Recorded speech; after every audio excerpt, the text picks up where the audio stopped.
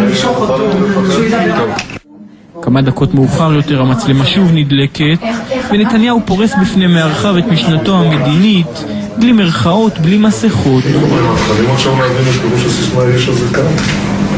יש איזה כאן, יש איזה כל מה ההבדל, מה ערפאת רוצה התנחלות אחת גדולה, קודם לתל אביב. כן, זה מה שקלטתי שהיא באה מאנגליה אומרת, גם תל אביב היא התנחלות. מבחינתם, לדעתי גם המים הטריטוריאליים שלנו. אבל זה שהם רוצים אותנו בים, כן, אבל בים, הערבים כרגע מקדים מלחמת, אני חושב שזה ישבור אותנו. לא העיקרי, קודם כל, לתת להם מכות, לא רק מכות כל כך מכינות, שהמחיר יהיה כבד מצוא. כרגע המחיר לא כבד מצוא. התקפה רבת היקף על הרשות הפלסטינית. תביא את הרפחת שהכל מתמוטט. לא פוחדים, צוחקים להם יראו לנו לתוך הישב פה בצחוק ופשוט הם לא פוחדים לצחוק. זה מה שנביא אותם. ואז רגע, אבל אז השוק מהעולם יגיד מה, אתם כובשים? אתה לא מפחד מהעולם ביבי.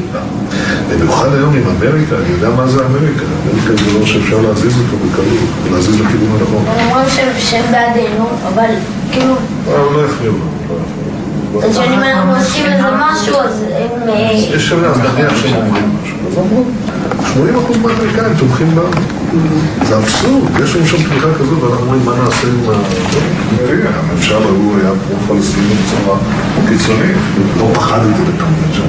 לא פחדתי להתעמת עם קלינטון, לא פחדתי להתעמת עם אבו. בלעם הכי את המחיר הבינלאומי אני משלם, אז עדיף לי כבר לקבל תמורה. תמורה לאגרה.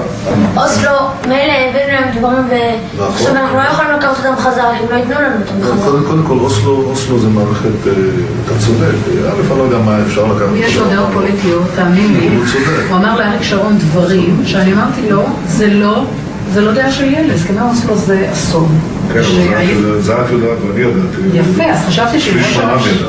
נכון, אבל חשבתי שראש הממשלה כן ידע, והוא יעשה הכל כדי איכשהו לא לעשות דברים קריטיים, כמו סביבת חברון. מה היו הסכמי אוסלו?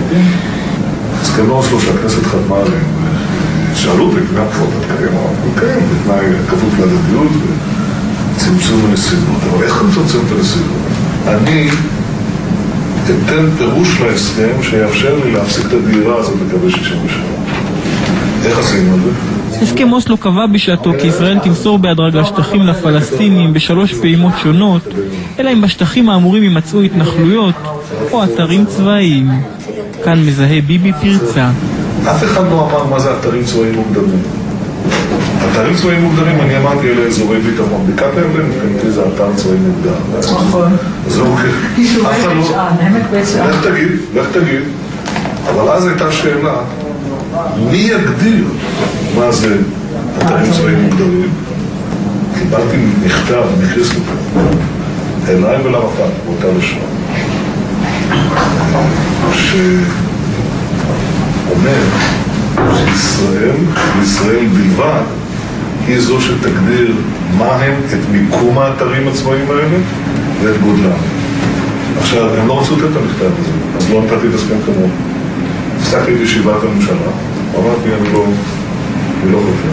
רק כשהגיע המכתב, תוך כדי הישיבה, אליי ואל ערפאת, חתמתי על הסכם, והשררתי, היה חתום. למה זה חשוב? כי באותו הרגע עצרתי בעצם את הסכם אוסלו. ולמרות זאת, אדם משלנו, שידע שזו תרמית ושאנחנו יכולים להתאבד עם הסכם אוסלו, נותן באמת לדוגמה את חברון. זה אף פעם לא הבנו. חברון זה קורה, זה הדבר שקורה. אחד מהרבנים המפורסמים שאני מאוד מכבד אותו, רב של ארץ ישראל, אמר לי, מה היה אבא שלך אומר? הלכתי לאבא שלי. אתם יודעים לי קצת על העמדות של אבא שלי? הוא לא בדיוק יונה צחור. אז אבי שמע את השאלה, הוא אמר לי, תגיד לרב, שהסבא שלך, הרב נתן מליקובסקי, היה יהודי חכם, תגיד לו שעדיף לתת 2% מאשר לתת 100%. וזו הברירה שעומדת כאן הפרק. אתה נתת 2%, ובזה עצרת את הנסיגה הזאת במקום 100%. החוכמה היא לא להיות שם ולהישבר. החוכמה היא להיות שם ולשלם מחיר מזערי. כראש ממשלה. אני מעריך שזה. לא, אבל אם צריך. תודה רבה. תודה רבה. תודה שהשתתפת. אתה צודק בזה?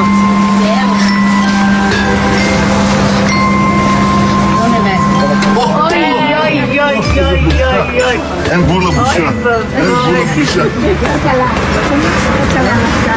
אין גבול לבושה. נתניהו מסיים את הביקור ומשאיר את מארחיו מעט מבולבלים. בעיניים מול עיניו, אתה חש את האמינות. שזה היה בטלוויזיה וכל זה, לא הייתה לו אמינות.